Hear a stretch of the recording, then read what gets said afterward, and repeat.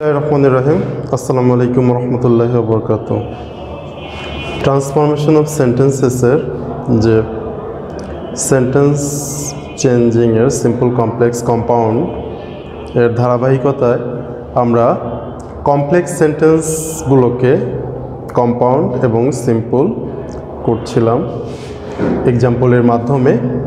আসো আমরা আরও কিছু এক্সাম্পলগুলো আলোচনা করি যে কিভাবে এগুলো করা হয়েছে। তো প্রথম সেন্টেন্সটা দেখো, after I had close the door I went outside. এটা কমপ্লেক্স সেন্টেন্স, দুটো ক্লোজ আছে, আফটার যুক্ত। After I had close the door I went out. এখন এখানে কম্পাউন্ড করতে হলে কি বসিয়ে করলাম আমরা? অ্যান্ড বসিয়ে করলাম।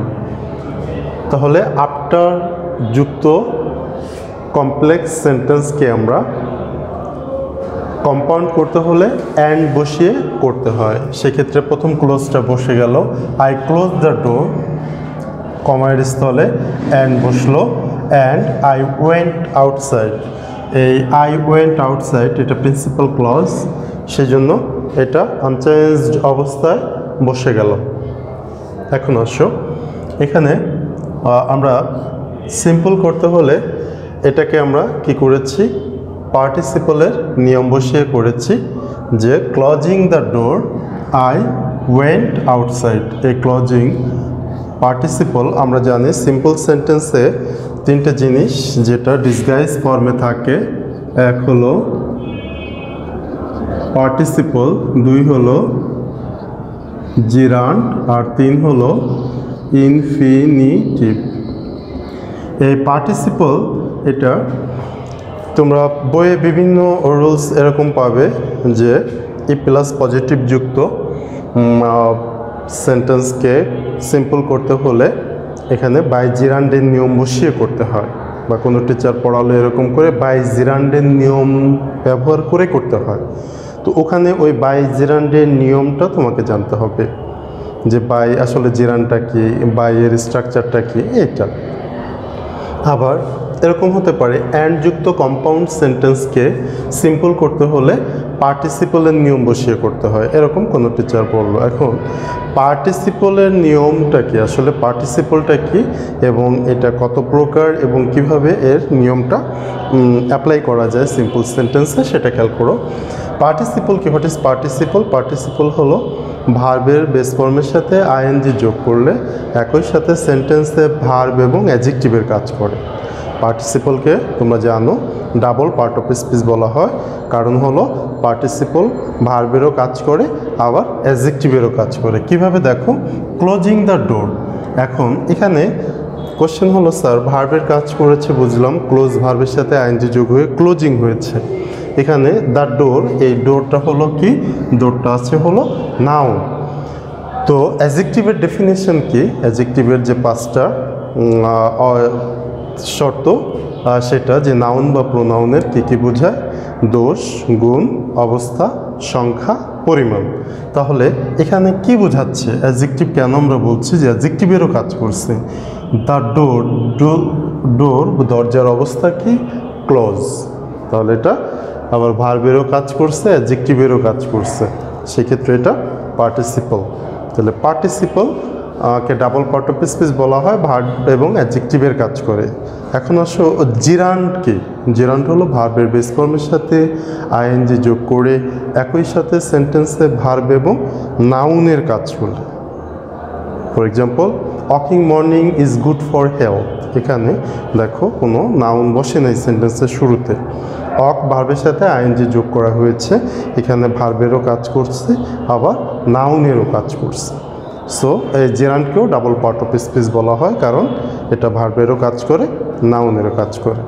এখন আসো পার্টিসিপল কয় প্রকার? পার্টিসিপল তিন প্রকার, present participle, past participle, perfect participle. তো এরকম করে, কারণ কিছু কিছু আছে যেমন পারফেক্ট পার্টিসিপল দিয়েও কী করতে হয়? সিম্পল করতে হয়। জিরান্ড কত প্রকার? জিরান্ড দুই প্রকার, by gerund, without gerund. By এটা সেন্টেন্সে পজিটিভ সেন্সে বসে, বাই মানে দ্বারা, উইদাউট জেরান্ড, উইদাউট অর্থ ব্যতীত বা ছাড়া, এটা সেন্টেন্সে নেগেটিভ সেন্সে বসে। সো এগুলো একটু ধারণা রেখে তখন এগুলো করতে হয়। সো এটা পার্টিসিপলের নিয়ম বসিয়ে করেছি।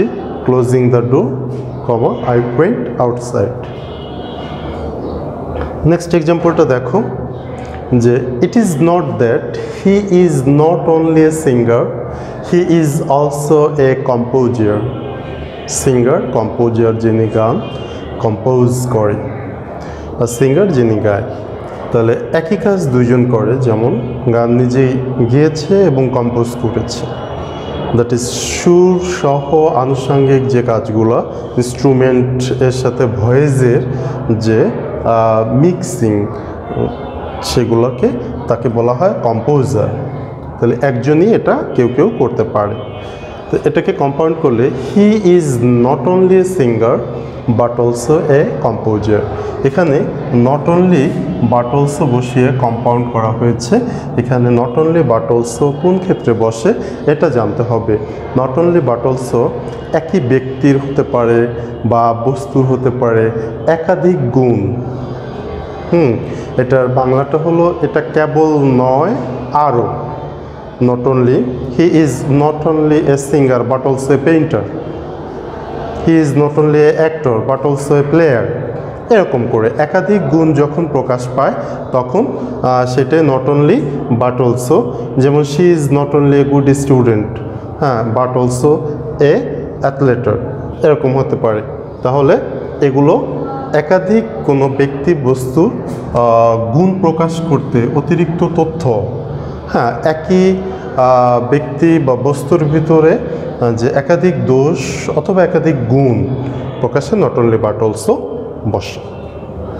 এখন এখানে সিম্পল করতে হলে বোথ ডট ডট অ্যান্ড বসিয়ে হি is both a singer and a composer. এটা তার ভিতরে কি আছে, দুটি জিনিসই বিদ্যমান, সেই জন্য বোথ, উভয়। He is both a singer and a composer. এইগুলোকে বলা হয় কোরিলেটিভ কনজাংশন।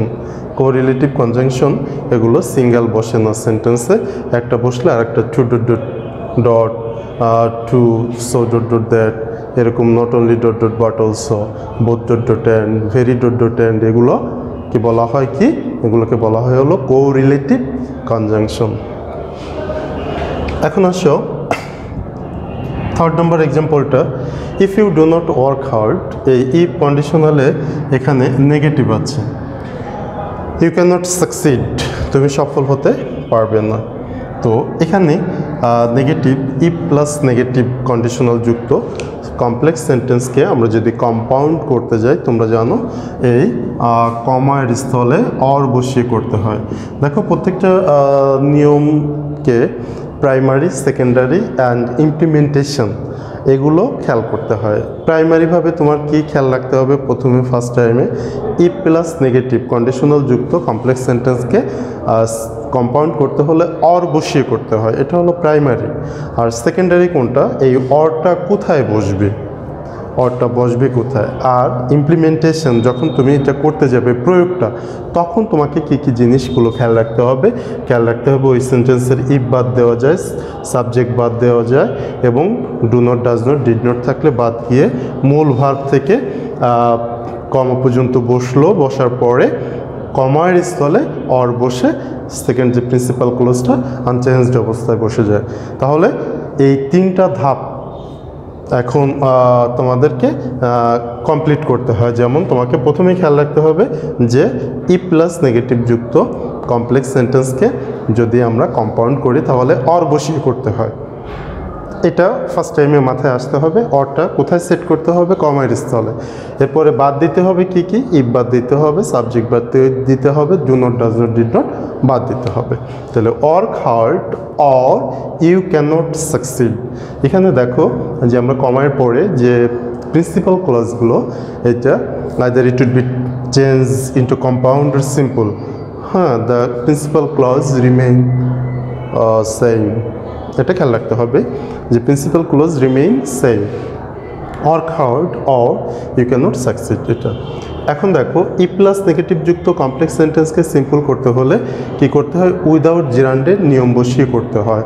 তো উইদাউট জিরান্ডের নিয়মটা কি আছে, without plus verb plus ING, এরপরে সেকেন্ড যে ক্লজটা আছে সেই ক্লজটায় দেখো নেগেটিভ ফর্মটা দেয়াই আছে যে ইউ ক্যান নট সাকসিড। এখানে তোমাকে নতুন কিছু চেঞ্জ করতে হচ্ছে না, এটা এটা প্রিন্সিপাল ক্লজটা কিন্তু আনচেঞ্জড, এখানে দেওয়াই আছে। তাহলে এখানে প্রথমে উইদাউট বসে, উইদাউট এই যে ভার্বটা থাকে এই ভার্বের সাথে আইএনজি যোগ হয়, without working hard comma you can not succeed. তাহলে আমরা এই যে বাই জিরান্ড উইদাউট জিরান্ড সম্পর্কে বললাম। এখানে যদি এরকম হতো if you work hard you can succeed, তখন কি হতো সিম্পলে, তখন এখানে হতো by working hard you can succeed, এরকম বাই পজিটিভ সেন্সে বসে। কন্ডিশনাল যদি পজিটিভ হয় বাই জিরান্ড দ্বারা সিম্পল করতে হয়, কন্ডিশনাল যদি নেগেটিভ হয় বাই উইদাউট জিরান্ড দ্বারা সিম্পল করতে হয়। এখানে কন্ডিশনাল নেগেটিভে আর একটা আমরা কমপ্লেক্সের সিম্বল জানি যে unless equal to E plus negative আর কি, ওইটা এরকম করেই বোঝানো হয় যে ইফ কন্ডিশনালটা নেগেটিভ ইকুয়াল টু আনলেস, এরকম করে। যদি এরকম হতো আনলেস ইউ ওয়ার্ক হার্ড, সেক্ষেত্রেও উইদাউট ওয়ার্কিং হার্ড, এটা খেয়াল রাখবে। এখন দেখো নাম্বার 4 এক্সাম্পলটা, I know how he did the work. How, এখানে হাউ, এখানে আমরা বলেছিলাম গত ক্লাসে যে হোয়াই দ্বারা যে ইন্টিগ্রেটিভ অ্যাডভার্ব, এই হোয়াই দ্য রিজন হয়, হাউ এটা এক্সপ্লেইনেবল হয়। হ্যাঁ, তো এখানে I know how he did the work, এটা রিলেটিভ প্রোনাউন যুক্ত কমপ্লেক্স সেন্টেন্স।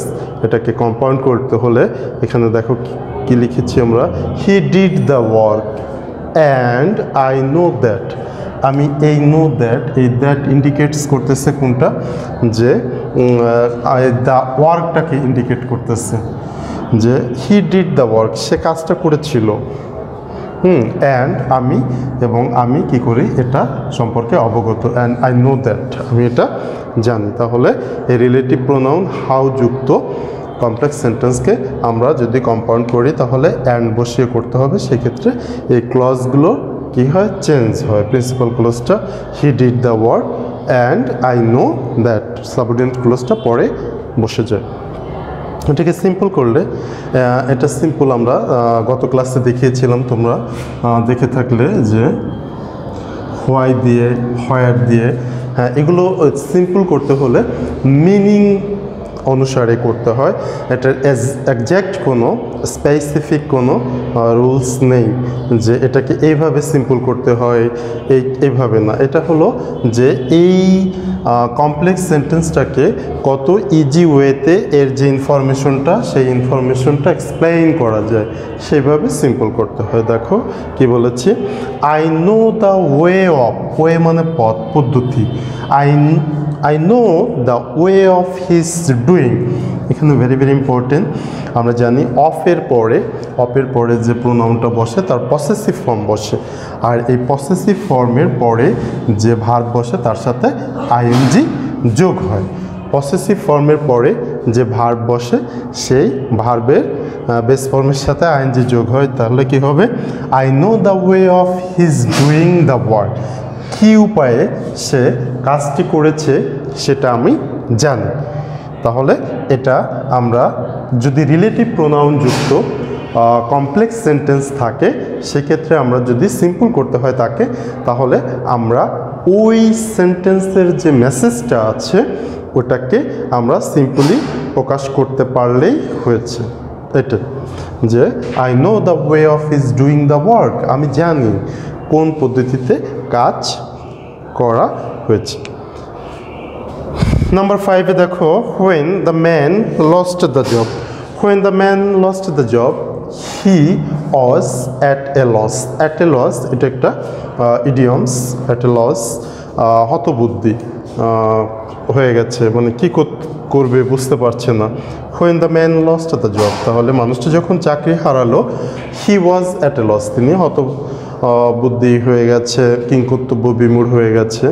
তো কম্পাউন্ড সেন্টেন্স কি করা যায়, দ্য ম্যান ওয়াজ ডিসমিসড, এখানে দেখো এই ডিসমিসড হয়েছে মানে হলো কি, ডিসমিস অর্থ হলো যে সেখানে তার ওই কাজটা শেষ হয়ে যাওয়া, dismiss, the man was dismissed, ওই লোকটাকে স্টপ করা হয়েছিল, and he at a loss, he was at a loss, যে the man was dismissed, dismiss চাকরির ক্ষেত্রে যখন ডিসমিসড বলা হয় তখন সে চাকরিটা হারিয়ে ফেলে, তাই যে লস্ট আছে, তাহলে লস্টকে আমরা এখানে প্রকাশ করছি কি দ্বারা, ডিসমিসড দ্বারা, তাহলে the man was dismissed and he was at a loss, সে কী করেছে, সে কিংকর্তব্য বিমূঢ় হয়ে গেছে, একটা লস, হতবুদ্ধি হয়ে গেছে, ঠিক এই মুহূর্তে সে কী করবে এক্স্যাক্টলি সেটা সে বুঝতে পারছে না।